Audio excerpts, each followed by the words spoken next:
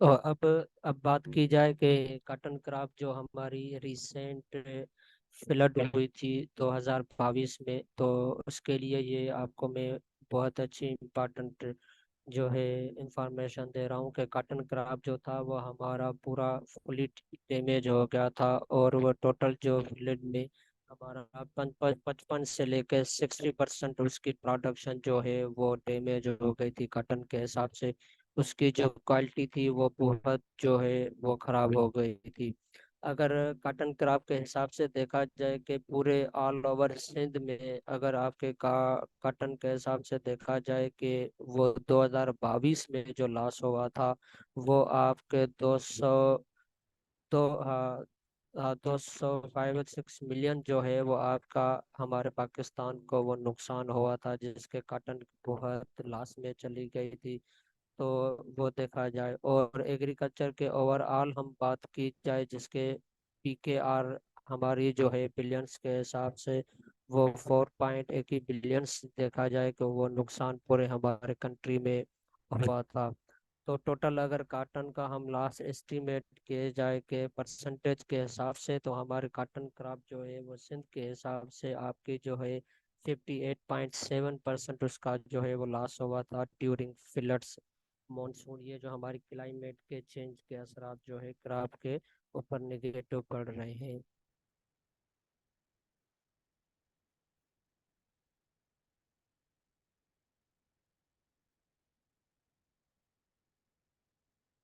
तो अब दूसरी बात देखा जाए कॉटन क्राफ्ट की जो वेराइटीज है वो पूरे सिंध में जो है कितनी परसेंटेज में कल्टीवेटेड की जाए।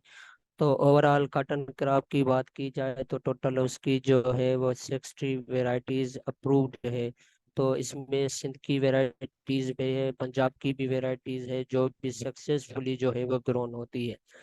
देखा जाए हमारे सिंध में वो 25 ओवरऑल सक्सेसफुल जो है वो हमारे सिंध में होती है, और उनकी प्रोडक्शन भी बहुत अच्छी होती है। नायाब 78 की बात की जाए तो वो आपकी सबसे ज्यादा जो है वो कल्टीवेटेड जो है वो होती है हमारे सिंध में। वो जो है आपकी 28% होती है। और BT कॉटन जो है वो हमारे सिंध में बहुत जो है वो कम जो है वो लगाई जाती है। और इसका जो एस्टीमेट ये सारी चीज़ें उनकी जो यील्ड है वेराइटीज़ की वो 50% जो है वो आपके एस्टीमेट में लगाई जाती है। तो पहले यही होता था कि जो BT कॉटन आपकी होती थी वो ज़्यादातर लगती थी। तो अब वो इतनी नहीं लगती है जितनी ये नायाब 78 है या किर्स है, ये और न्यू जो वेराइटीज है वो अब ज़्यादा जो है वो लगती है। तो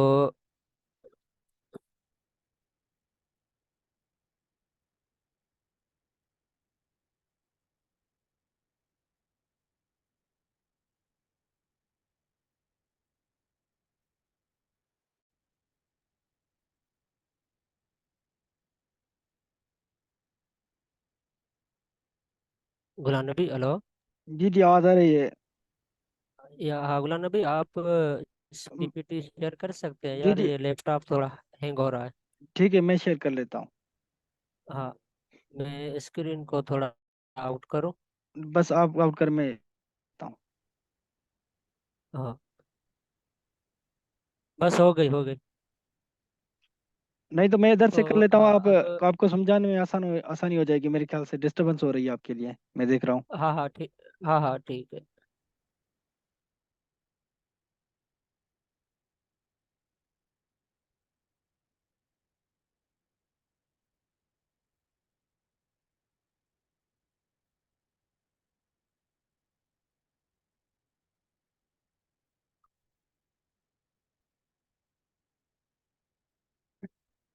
हाँ हाणी तव्हां खोलिजो गुलाम नबी।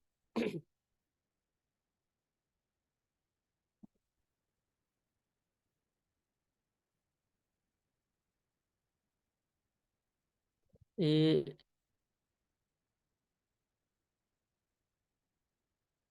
सॉइल की स्लाइड जो है ना, आप गुलाम नबी उसके ऊपर चले जाओ। बस मुझे एक सेकंड।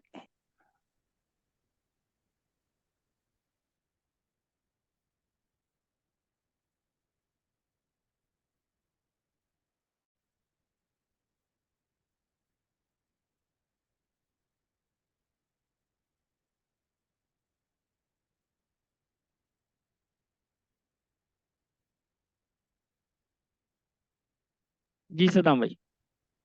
हाँ, तो हाँ, सॉइल के हिसाब से बात की जाए कि जो कॉटन क्रॉप है तो उसके लिए सॉइल का इम्पोर्टेंट होना जो है वो बहुत ज़रूरी है। और कॉटन क्रॉप को जो आपकी सॉइल चाहिए वो हार्ड पे नहीं होना चाहिए, नरम सॉइल हो, जिसकी वजह से उसकी जो रूट है वो सॉइल के अंदर अच्छे तरीके से जो है वो पेनिट्रेट की जाए, और उसकी जो पीएच रेंज है वो आपकी 6 से लेके 8.5 से हो। और ये भी है कि मोस्टली हमारे सिंध की जो पीएच है वो भी 8.5 है, तो 6 या 7 के हिसाब से नहीं है, वो ज़्यादा है पीएच। और दूसरी बात यही है कि कॉटन क्रॉप को अगर कल्टीवेटेड करने चाहिए तो उसके लिए आपकी वेल ड्रेन और फर्टाइल सॉइल हो, और उसकी फर्टिलिटी बहुत अच्छी हो, और सैंडी और सेलाइन वाटर लॉगिंग जो है वो आपके कॉटन क्रॉप के लिए सुइटेबल नहीं होती है। और उसकी जो डेप्थ जो है वो लेस देन आपकी जो है, जो ये मैंने आपको बताई है कि 20 to 50 सेंटीमीटर, ये नॉट सुटेबल है।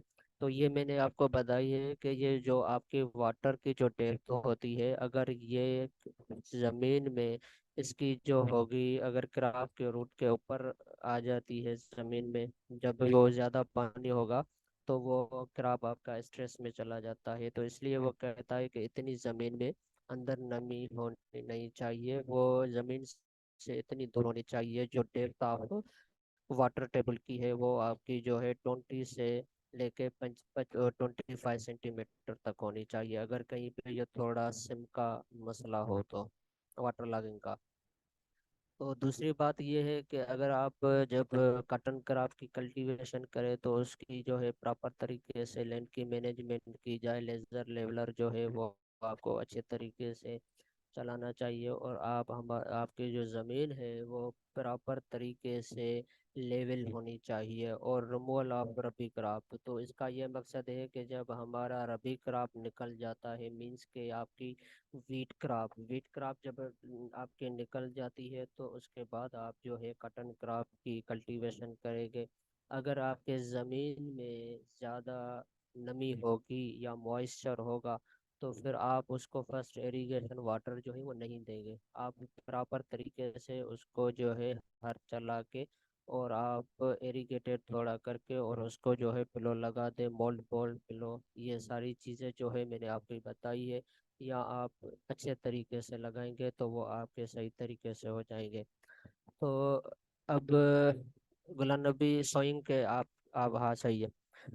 सोइंग के हिसाब से अगर मैं बात करना चाहूँ, ये जो इम्पोर्टेंट चीज़ है, ये आपके एग्जाम में आपसे जो है वो पूछी जा सकती है कि कॉटन क्रॉप की अगर मिली बग का अटैक हो जाता है या आपके ये सारी चीज़ों का हो जाता है, तो फर्स्ट ऑफ ऑल आपको ये करना चाहिए कि जो आपकी क्रॉप की जो सोइंग टाइम है वो प्रॉपर होनी चाहिए। अगर आपकी प्रॉपर नहीं हुई, आपकी आपके क्रॉप की जो डेट्स है वो चेंज होती है, तो लाजमी है उस इंसेक्ट को या डिजीज को जो है वो फेवरेबल एक इन्वायरमेंट मिल जाती है या मॉइस्चर मिल जाता है, तो वो आपके क्रॉप के ऊपर ज़्यादा अटैक कर देते हैं। तो सोइंग के टाइम की बात की जाए, अप्रैल और मिड मई है हमारे सिंध के हिसाब से, उसमें आप कॉटन क्रॉप जो है वो फील्ड में लगा सकते हैं, और आपके अच्छे तरीके से आप उनकी मैनेजमेंट करें। और जहाँ पे आप कॉटन क्रॉप आपको लगाएं तो उस जगह पे आपका बाजरा, अरहर, मेज, ज्वार, ये आपके कॉटन क्रॉप के नज़दीक जो है नहीं होनी चाहिए। और दूसरी हमारी क्रॉप ये वेजिटेबल्स होती है भिंडी की, वो भी अगर कॉटन क्रॉप के नज़दीक होगी, कि जो सकिंग हमारे पेस्ट होते हैं वो उस क्रॉप उस वेजिटेबल से या ये जो क्रॉप मैंने मेंशन किए हैं वहाँ से वो माइग्रेट करके आपके क्रॉप को वो जो है नुकसान पहुंचा सकेंगे।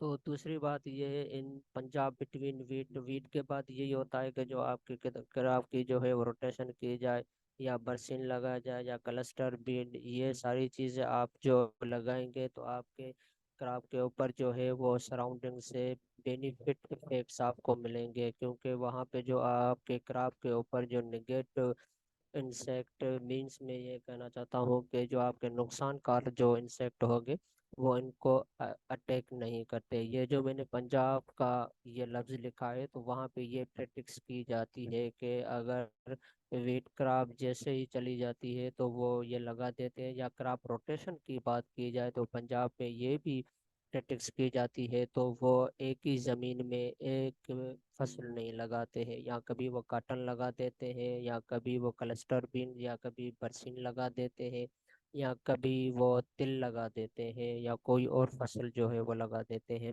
जब हम रोटेशन करेंगे तो डिजीज और जो हमारे क्रॉप पे पेस्ट होते हैं, तो इनमें ये जो होता है वो उनका अटैक नहीं होता है। तो ये सारी मैनेजमेंट आपकी जो है आपके फसल के जो सोइंग टाइम में उस पे ही करनी चाहिए। अगर स्पेस की बात की जाए, अगर आप अमेरिकन कॉटन लगाते हैं तो उसकी जो स्पेस आपकी है प्लांट टू प्लांट जो होती है, वो आपकी होती है 75 से लेके 51 पर, जो को है 52 के हिसाब से जो उसकी जो है आपको उनकी लगती है। ये इसलिए हम उनकी जो है स्पेस रखते हैं कि आपके नंबर ऑफ प्लांट की जो आपके एकड़ेज में जो पॉपुलेशन है वो अच्छे तरीके से होनी चाहिए। अगर आपकी प्लांट पॉपुलेशन बहुत हो गई तो उसमें यह होती है कि आपके क्रॉप को अच्छे तरीके से एयर नहीं मिलती है और लाइटिंग का इशू होता है।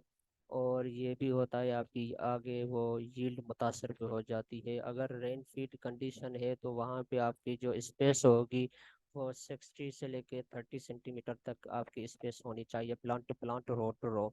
अगर देसी कॉटन की बात की जाए तो उसमें जो आपकी स्पेस आती है वो 60 to 30 सेंटीमीटर की जाती है। तो अगर ये प्लांट प्लांट और रो टू रो आपकी जो स्पेस है वो अच्छी तरीके से मैनेज होगी, तो आपकी जो यील्ड है वो भी अच्छी होगी, और आपके क्रॉप की क्वालिटी भी जो है वो मुतासर नहीं होगी डिजीज या पेस्ट के हिसाब से। गुलान अभी आगे करें इसको।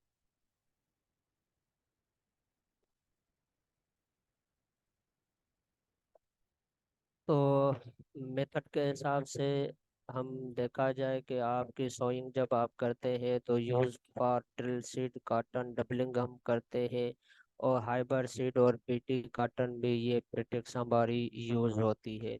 अगर आप कॉटन क्रॉप जब लगाते हैं तो हम उसकी फिलिंग करते हैं, लगाते हैं, तो उसमें यह होता है जब आपकी जर्मिनेशन नहीं हो तो जो आपके जहाँ पे गैप्स फुल होते हैं नहीं होगा, जहाँ पे ग्रोथ नहीं होती है या जर्मिनेशन नहीं होती है, तो वहाँ पे आपके जो फेल्यूअर सीड है उनकी जगह पे आप जो है वो दूसरा सीड जो है वो लगाएंगे। और उसके बाद आप जो है उसमें गैप फिलिंग जो है वो ज़रूर करनी पड़ेगी 2 वीक्स आफ्टर। आप जो है डिजीज और डैमेज सीडलिंग जो है वो रिमूव करें। अगर आपकी जब जर्मिनेशन का टाइम आ जाए, अगर वहाँ पे अगर आप देखते हैं कि आपके क्रॉप के ऊपर कोई सकिंग पेस्ट आ गया है या कोई डिजीज ऐसी आ गई है, तकरीबन फील्ड में 4 या 5 ऐसे प्लांट्स हैं जो मुतासर हैं, तो आप उन्हीं ही प्लांट्स को वहाँ से फील्ड से रिमूव करेंगे। अगर रिमूव करेंगे तो यही होगा कि हमारे जो जो जिसको हम मैकेनिकल मेथड कहते हैं आपके डिजीज को कंट्रोल करने के लिए, तो इसमें ये चीज़ आ जाती है। और एक चीज़ मैं आपको बुलाना भी इसको आगे करें तो वो चीज़ है तो ठीक है, वरना मैं इनको बता दूंगा।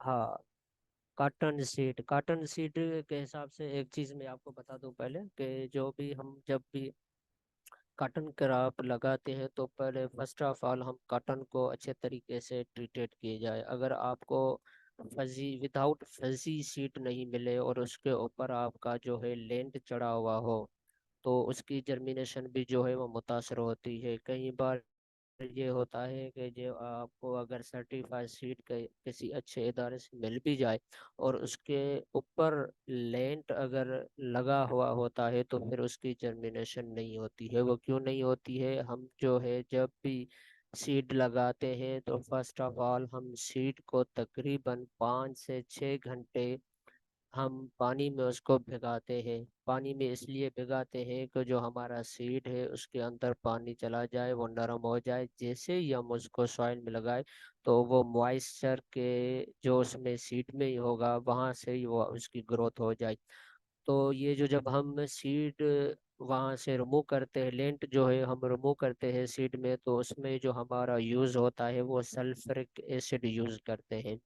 सल्फ्रिक यूज़ हम इसलिए करते हैं कि जो हमारे सीड के ऊपर जो हमारा लेंट चढ़ा हुआ होता है उसको हम निकाल देते हैं। उसमें ये होता है कि आपका 1 लीटर आपका सल्फ्यूरिक एसिड, और उसमें आप जो है 20 लीटर जो है वो आप आम पानी के डालेंगे। उसके ऊपर आप जो है जो आपका फजी सीड होगा जिसके ऊपर आपका लैंड को होगा, जिसको हम कहते हैं सीड काटन। जिस सीड काटन मैंने आपको पहले बता दिया था ना, सीड काटन, वो सीड काटन होता है जिसके ऊपर आपका सीड भी हो और लेंट भी हो। वो वाला जब आपको मिल जाए तो आप उसके ऊपर 1 लीटर आपका सल्फ्यूरिक एसिड, और फिर उसमें आप 20 लीटर पानी वो डाल के आप सीड में उनको अच्छे तरीके से उनको हिलाएंगे, और उनको तकरीबन हम 2 घंटे से ये प्रैक्टिस करेंगे।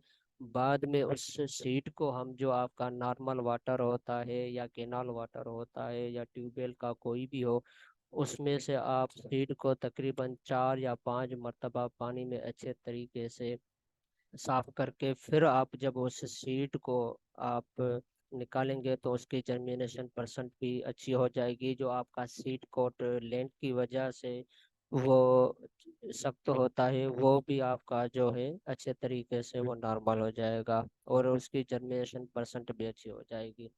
तो सीड रेट की मैं अगर बात जाऊं, अगर जोनिंग एरीगेटेड एरिया की बात की जाए, तो अगर हाइब्रिड हम सीड यूज़ करते हैं तो उसमें हमारा पर एकड़ जो सीड यूज़ होता है वो 3 kg से 5 kg पर एकड़ यूज़ होता है।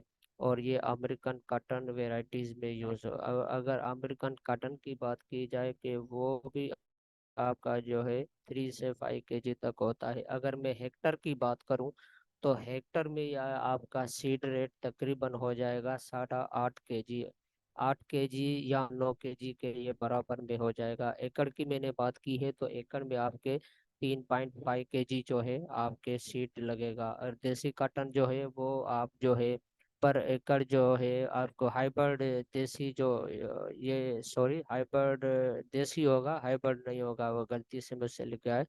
तो इसका जो सीड रेट होता है, अगर आप फरो में लगाएंगे तो इसकी जो सीड टोटल लगेगी वो आपकी 1.5 kg। अगर 1.5 kg ये आपका सीड रेट लगेगा जब आप फरों में लगाते हैं चुंगियाँ। अगर 8 kg जब आप लगाते हैं देसी कॉटन की तो वो सीड आप वहाँ पे यूज़ करेंगे जो हम नाड़ी करते हैं। कि यही होता है जो एक ट्रैक्टर चलता है, ट्रैक्टर के ऊपर एक सोइंग का एक हर टाइप होता है, उसके ऊपर हम सीड ड्रिल करते हैं और उसमें वो लगाते जाते हैं और वो स्मॉल लाइंस बन जाती है फील्ड के ऊपर। और कहीं पे उनको साइंटिस्ट लाइनर भी कहते हैं। उस प्रॉपर तरीके से अगर जो हम कहते हैं तो वहाँ पे भी अगर सीड की जो मिकदार होगी वो 8 kg होगी, क्योंकि चुंगी जब हम लगाते हैं घरों में तो उसमें आपकी सीड की क्वांटिटी जो है वो कम लगती है। अगर आप वो मैन्युअली यूज़ करेंगे जैसे मशीन के ऊपर तो फिर आपका सीड का जो परसेंटेज है वो ज़्यादा होता है, वो 8 kg।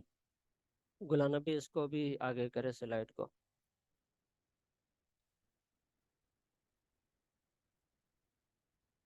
वीट कंट्रोल के हिसाब से अगर देखा जाए कि इसमें भी मैकेनिकल हम मेथड ज़्यादातर कॉटन में यूज़ करते हैं, और कॉटन क्रॉप में तो वीटीसाइड इतनी जो है वो इस्तेमाल नहीं होती है। बस ये जो फर्स्ट इरिगेशन होते हैं कॉटन क्रॉप का वो 21 से 25 दिन का जब मरल होता है जर्मिनेशन के बाद, तो उसमें हम फर्स्ट इरिगेशन में कॉटन क्रॉप के ऊपर जो है वो वीटीसाइड अप्लाई करते हैं। बाकी मोस्टली जो कॉटन क्रॉप है वहाँ पे वीटीसाइड का स्प्रे नहीं होता है, वो मैकेनिकल मेथड से ही जो है प्रॉपर हम तरीके से निकाल देते हैं। हमारे फार्मर्स वो अपने एनिमल के ग्राजिंग के लिए यूज कर देते हैं। तो अगर वीट के हिसाब से बात जाए कि हाँ, वीट फ्री पीरियड के बाद कहते के आपके 50 से 60 डे सोइंग में नेसेसरी पीरियड होता है। तो इसमें से आप सीड को निकालें। अगर आप इन डेज में, जैसे ये लिखा है वहाँ पे, 50 to 60 डेज के अंदर आपने सीड अब रिमूव नहीं किया क्रॉप से, तो आपकी 60 से लेके 80% आपके यील्ड रिडक्शन होते हैं। क्योंकि आपके जो अनवांटेड प्लांट होते हैं सीड के, वो जो न्यूट्रिशन प्लांट में होती है वो ज़्यादा लेते हैं, और इनमें से कोई ऐसे भी वीड होते हैं जो होस्ट इंसेक्ट के लिए बने हुए होते हैं, वहाँ से वो जो है हमारे जो मेन क्रॉप है उसके ऊपर भी वो जो है नुकसान देते हैं, या डिजीज भी कोई ऐसी होती है जो आपके वीट से लेके आपके क्रॉप को मुतासर करती है। और ये गुलाम नबी इसको भी आगे करे।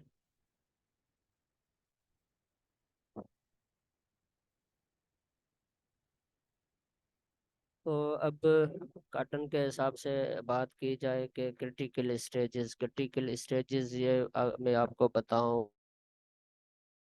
कि आपके जो ब्रांचेस और स्क्वायर फॉर्म, जब आपकी वेजिटेटिव और आपकी जो मैंने आपको मोनोपेडियल और सेमीपेडियल ब्रांचेस बना बताई थी, जब ये बनी हुई होती है और इनका जो टाइम होता है वो आपके 42 to 50 डेज आफ्टर सोइंग, जब आप क्रॉप लगाते हैं, लगाने के बाद जब उनको आपके 45 to 50 डे हो जाएंगे, तो फिर ये ब्रांचेस आपके क्रॉप में वो ग्रो होती है। तो उस टाइम में अगर आपकी जो इरिगेशन टाइम है वो प्रॉपर तरीके से नहीं दे सके, या आपने इरिगेशन ज़्यादा दे दिया, और इसमें ये भी एक इम्पॉर्टेंट पॉइंट बताता जाऊँ, इस एज में वो इस स्टेज में अगर आपने फास्फोरस फर्टिलाइजर या आपने नाइट्रोजन फर्टिलाइजर ये सही तरीके से नहीं दिया, तो उसमें भी आपके इसके जो नंबर ऑफ पॉट्स या स्क्वायर जो वेजिटेटिव ब्रांच में आपके बनते हैं वो प्रॉपर तरीके से नहीं बन पाएंगे, और ये जो ब्रांचेस है वो अच्छे तरीके से ग्रो नहीं करेगी। और दूसरी आपकी जो फ्लावरिंग स्टेज है, इसमें भी यही है कि इस स्टेज में भी आपको फर्टिलाइजर एप्लीकेशन, इरिगेशन की जो आपका शेड्यूल है उसमें एक डे का भी अगर उसमें आपका ये हो गया, वो नहीं दे पाया आप, तो इसमें भी आपके यील्ड के ऊपर जो है, क्रॉप की डेवलपमेंट के ऊपर, क्रॉप की ग्रोथ के ऊपर, number of ball formation, number of flower formation में ये मुतासर होते हैं, वो आपके इतने नहीं बन पाते हैं। और दूसरी बात, ये जो आपकी स्टेज है, जब ये क्रॉप आपका 55 to 50 से ज़्यादा दिन हो जाएंगे, 75 दिन से और 85 दिन का हो जाएगा, तो ये स्टेज आपकी आ जाती है। दूसरी आपकी जो स्टेज आती है कटन क्रॉप की, वो होती है बाल फॉर्मेशन। बाल फॉर्मेशन ये आपकी बहुत इम्पोर्टेंट स्टेज है कटन क्रॉप के ऊपर। इसमें दो आपकी इम्पोर्टेंट चीजें होती है, एक इसमें टेम्परेचर होता है, दूसरा आपका इंसेक्ट होता है, और तीसरी आपकी एरिगेशन हो गई।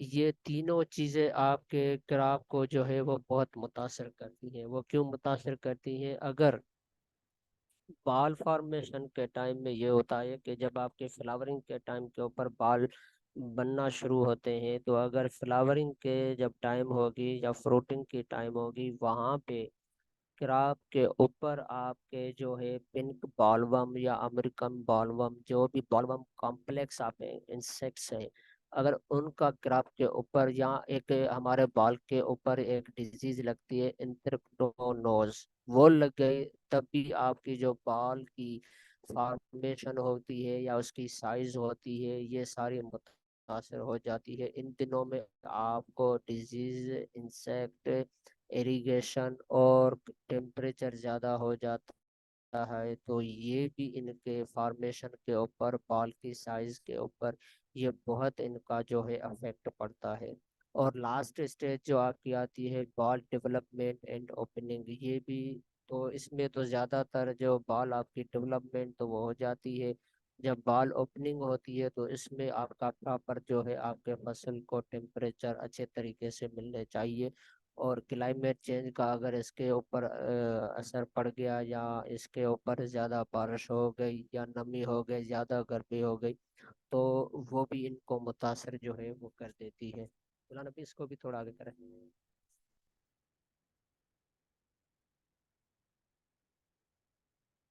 हेलो। हाँ। तो अब डिजीज की बात की जाए कि आपका जब कटन क्रॉप है, ये जो मैं आपको तस्वीर दिखा रहा हूँ, ये आपकी है फिजियरम विल्ट डिजीज। फिजियरम विल्ट डिजीज जो है, जब ये आपका कटन क्रॉप तकरीबन 25 से या आपका 30 दिन तक जब होता है, तो ये फिजियरम विल्ट जो है वो कॉटन क्रॉप को लगती है। और ये लगती है मॉइस्चर के वजह से, ज़्यादा थोड़ा मॉइस्चर हो गया तो वो भी आपके क्रॉप के ऊपर लगती है। और उसकी जो निशानी होती है यही होती है कि जो आपका कॉटन क्रॉप का जो लीफ होता है वो येलो होता है, और येलो के जो आपके कॉटन का जो लीव है उसको कप टाइट कर देती है, वो सिकुड़ जाता है। और उसमें यही होती है जो आपके कॉटन क्रॉप की जो वेन्स होती है, जिसके अंदर आपका क्लोरोफिल बना हुआ होता है। और ये जो क्रॉप के अंदर हमारा फोटोसिंथेसिस का जो प्रोसेस होता है वो प्रॉपर तरीके से नहीं होता है। और आहिस्ता आहिस्ता आपके जो प्लांट्स है उसकी ग्रोथ रुक जाती है। और आपके जो प्लांट के अंदर जो मैंने आपको दो टाइप की जो ब्रांचेस बताई थी, वो अच्छे तरीके से उनकी ग्रोथ भी नहीं होती है, नंबर ऑफ बॉल्स या आपके फ्लावर्स वो नहीं बन पाते हैं। तो दूसरी अगर मैं बात कहूँ, ये आपके कॉटन क्रॉप के अंदर जो है बहुत मुतासर हमारे सिंध में करती है कॉटन क्रॉप को। और दूसरी जो है मैं आपको बताऊं, ये है आपकी जो तस्वीर है, ये है आपकी लीफ कर वायरस डिजीज की। लीफ कर वायरस डिजीज है, वो आपको आपके क्रॉप में लगती है। जो आपकी वाइट फ्लाई होती है उसका अटैक जब आपके क्रॉप के ऊपर पड़ता है, तो इसके जो लीफ है वो कप टाइप हो जाते हैं, और वो मुकड़ जाते हैं ज़्यादातर। वो उनकी वेन्स जो है, जब आपकी वाइट फ्लाई इनका नेक्टर जूस जो है वो चूस लेती है, शक्कर लेती है, तो आपके जो प्लांट की जो वेन्स होती है वो बहुत ज़्यादातर मुतासर होने की वजह से वो कमज़ोर हो जाती है। और आहिस्ता आहिस्ता जब उसकी ईटीएल लेवल बहुत ज़्यादा बढ़ जाती है, तो फिर यही होता है कि आखिर में वो वाइट वाइट फ्लाई की वजह से जो वो हनी ट्यून आपके फ्लावर वायरस डिजीज होती है। और ये वो डिजीज है, अगर खुदा ना खास्ता हमारे क्राफ्ट के ऊपर लग गई, तो इसके लिए कोई भी आपकी जो है रेमेडीज असर नहीं करती। ये बहुत क्राफ्ट को जो है मुतासर करती है। लीफ कर्ल वायरस डिजीज ये पहले मुल्तान में हुई थी, और ये मुल्तान से फिर पाकिस्तान में जो है ये माइग्रेट होके आई थी। और पाकिस्तान में अभी तक कोई भी ऐसी वैरायटी नहीं है जिसके लिए हम कहा जाए कि ये लीफ कर्ल वायरस डिजीज से रेजिस्टेंस है। और दूसरी हमें आपको डिजीज बताऊं, अल्टरना लीफ स्पॉट, ये जो आपके कॉटन क्रॉप के ऊपर ये जंग टाइप के जो स्पॉट्स आपको नज़र आ रहे हैं, ये आपके अल्टरना ब्लाइट डिजीज जो है वो उसके से लगती है। तो ये लीफ ये इतनी पाकिस्तान में मुतासर जो है आपको क्रॉप को नहीं करती है, मगर पाकिस्तान में जो मुतासर करती है एक लीफ कर्ल वायरस डिजीज, और दूसरी आपकी जो मुतासर करती है वो आपकी फिजियरम विल्ट करती है। और दूसरी जो ये है आपकी एंथ्रेक्नोनोज, जो मैंने आपको बाल फॉर्मेशन में बताई थी। और ये जो आपके बाल की जो जब ये डेवलप हो जाता है, बड़ा हो जाता है, और टेम्परेचर या मॉइस्चर के वजह से ये बहुत लगती है क्रॉप में। और इसका यही होता है कि ये आपकी बॉल में जो आपकी लेंथ निकलती है उसकी क्वालिटी को ये शदीद मुतासर करती है। वो प्रॉपर तरीके से उसकी फॉर्मेशन सही तरीके से नहीं होती। और ये दूसरी जो डिजीज़ है ये भी रूट रॉट डिजीज़ है, और ये भी अल्हम्दुलिल्लाह पाकिस्तान में और सिंध में इतनी जो है वो कॉटन क्रॉप को मुतासर नहीं करती है। और ये कहीं कहीं पे अगर इसको अगर फेवरेबल इन्वायरमेंट मिल जाती है तो लगती है, वरना इतनी ये सीरियस डिजीज़ नहीं है। बाकी देखा जाए तो सीरियस डिजीज़ जो है कॉटन क्रॉप के देखा जाए तो वो आपकी लीफ कर्ल वायरस डिजीज़ है, और इसको CLAC डिजीज कहा जाता है। और आगे करें तो अगला नबे।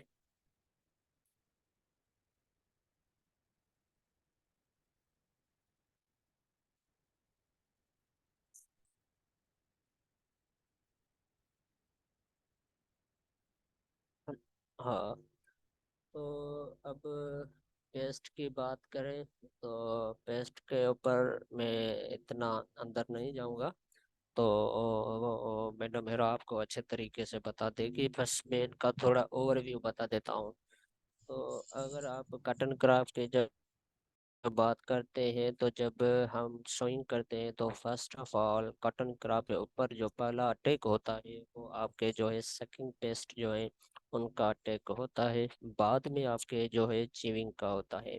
तो अगर देखा जाए कि आपके कॉटन क्रॉप जब 25 से 20 दिन का होता है तो तब आपका पहला पहला जो अटैक होता है वो जेसिड का होता है। ये जो जेसिड है ये आपको जो है ग्रीन कलर की नज़र आती है, और ये आपके जो क्रॉप है उसके जो आपका बैक वाला जो पोर्शन होता है आपका लीफ का, वहाँ पे ये अटैक करती है। और ये भी सकिंग टाइप पेस्ट है, ये भी आपके कॉटन के ऊपर बहुत मुतासर करते हैं। और इसकी जब ये ज़्यादा आपके फसल को लगती है तो ये भी फसल आपका बहुत काला हो जाता है, मगर इसकी ये खुशियात है कि आपके जेसिड की वजह से कोई भी ऐसी वायरल डिजीज है वो नहीं होती। और और दूसरा आपका है जो डेंजरस पेस्ट आपका वाइट फ्लाई, और ये वाइट फ्लाई बहुत ज़्यादा आपके क्रॉप को अटैक करती है। और एक चीज़ मैं बता दूं, ये आपकी जर्नल इंफॉर्मेशन के लिए जेसिड के लिए, जेसिड जो लगती है आपको कॉटन क्रॉप को, वो जितना आपका टेम्परेचर इंक्रीज होगा इतना इसका डैमेज जो है वो आपके कॉटन क्रॉप के ऊपर बहुत बढ़ेगा। वो क्यों करती है वो आपको मैडम हेरा जो है उसकी इंसेक्ट के बिहेवियर के ऊपर ये बताएगी। जब कॉटन का पेस्ट होगा तो वो उनके सारे चीज़ें बताएंगी, और उनका कंट्रोल भी बताएंगी। कि मैं कंट्रोल में नहीं जाऊंगा, अगर बताऊंगा तो फिर वो इसका मज़ा नहीं आएगा जब वो आपको पेस्ट पढ़ाएगी सही तरीके से। तो दूसरी बात ये है कि अब देखा जाए कि ये आपकी थ्रिप्स है। बाद में जब आपकी वाइट फ्लाई लगती है, वाइट फ्लाई के बाद आपकी जो है फिर थ्रिप्स लगती है। और इसकी भी जो आपकी ETL लेवल देखी जाए कॉटन क्रॉप में, ये भी आपके पर लीफ में 4 से अगर 5 इसके इंच पेस्ट मिल जाए तो फिर आप समझे कि अब ये आपकी क्रॉप के ऊपर भी डेंजर्स जो है वो है। मगर ये होता है कि इसमें भी आपके कोई भी ऐसी वायरल डिजीज जो है वो नहीं लगती जैसे वाइट फ्लाई में लगती है। और अब आ जाते हैं हम मिली बग के ऊपर। मिली बग जो है वो कॉटन क्रॉप की लास्ट जब स्टेज होती है, जब बाल फॉर्मेशन होती है, तो फिर वो लगता है। और इसकी यही होती है, ये जो कंडीशन है अब जो टाइम चल रहा है कॉटन क्रॉप का, वहाँ पे तो ज़्यादातर मॉइस्चर भी होगा, और दिन के टाइम ज़्यादा गर्मी होगी, रात के टाइम पे इतनी गर्मी नहीं होती है, ठंड होती है। तो ये इसका फेवरेबल टेम्परेचर होता है। और ये जो कॉटन क्राफ्ट को मुतासर करता है इसके लिए यही होता है कि अल्टरनेट जो आपके प्लांट्स होते हैं, जैसे सिंधी में अक की बात की जाए या भिंडी की बात करो, या आप साइड कॉटन क्राफ्ट के अगर आपका मैंगो का बाग लगा हुआ होगा, तो पहले ये अपने जो हॉट्स प्लांट है उन पे जाके वो अटैक करती है। जब ये कॉटन का क्रॉप लगता है तो जब इनकी फेवरेबल इनको एनवायरनमेंट मिलता है तो ये कॉटन के ऊपर हमला करता है। ये भी सकिंग टाइप है, ये आपके कॉटन की जो क्वालिटी है उसको मुतासर करता है। और ये आपकी जो ये पौधे की ब्रांचेस है उसको वो ज़्यादातर मुतासर करके नेक्टर चूस लेता है, लीफ को भी मुतासर करता है। और दूसरी बात ये है जो इसकी जो हनी ड्यू निकलती है उसकी वजह से ये क्रॉप को बहुत मुतासर करता है। और ये बहुत मुख्तलिफ अगर हम तरीके भी इनके लिए अपनाएं या कोई पेस्टिसाइड भी यूज़ करें तो इसको अभी तक कंट्रोल नहीं कर सके हैं, या कोई बाकी बायोलॉजिकल कंट्रोल से या नेचुरल कंट्रोल उसमें यही होगा कि एक दोस्त नजर आए तो फिर हम इनको कंट्रोल कर सकते हैं। बाकी मैडम मेरा एंटोमोलॉजिस्ट है, उसको ज़्यादा पता होगा कि फेरामोन से या कोई ऐसी टेक्निक से हो, वो शायद मुझे नहीं है पता, वो आपको अच्छे तरीके से बता देगी। दूसरी बात करते हैं चीविंग टाइप की। तो चीविंग टाइप में बात की जाए कि ये आपका जो है पिंक बॉलवर्म, ये हमारे ज़्यादातर हमारे बॉलवर्म को अटैक करता है। तो ये जब इसकी लार्वल स्टेज होती है तो ये लार्वल स्टेज में आपके कॉटन क्रॉप पे अटैक करता है और ये कॉटन के अंदर बॉल में चला जाता है। और वहाँ पे जो आपके कॉटन अगर आपके ये जो आप देख रहे हैं ये कॉटन है, ये इसके पूरे फ्रूट्स जो अंदर कॉटन के लेंस है उसको इसने खराब कर दिया है, सीड को, सारी चीज को। और ये लगता है ऐसे ही है इसकी कि साइंटिस्ट यही कहते हैं कि ये ज्यादातर सीड में से ही इसकी जर्मेशन होती है या अंदर ये सॉइल में चला जाता है। वो मुझे इतना नहीं है इसकी एटोमोलॉजी पता। तो दूसरी बात ये की जाए कि जब ये कॉटन क्रॉप के ऊपर अटैक करता है तो ये जब बाल पे अटैक करता है तो बाल के ऊपर एक आपके वो येलो को, येलो नहीं, ये रेड कलर के डॉट्स आ जाते हैं। तो उस डॉट से आपको पता चल जाता है। या कभी कभी ये फ्लावरिंग की स्टेज होती है, ये तब भी अटैक करता है। जब भी इसका आपको अटैक नज़र आ जाए तो इसका जो फ्लावर होता है वो मुड़ा हुआ होता है, वो मुझा हुआ होता है, तो वो कप टाइप हो जाता है जब इसको ये पिंक बॉलवर्म का अटैक हो जाता है। दूसरा आपका आता है स्पॉटेड बॉलवर्म। ये जो स्पॉटेड बॉलवर्म है ये भी आपके चिविंग टाइप है। ये भी आपके जो कॉटन क्रॉप की जो लैंड है उसको बहुत मुतासर करता है। मगर देखा जाए इसका इतना ज़्यादातर अटैक नहीं होता है जितना आपका पिंक बॉलवर्म का होता है। और ये पिंक बॉलवर्म बहुत ज़्यादा नुकसान कर देता है as compare spotted bollworm. Ghulam Nabi इसको भी आगे करें।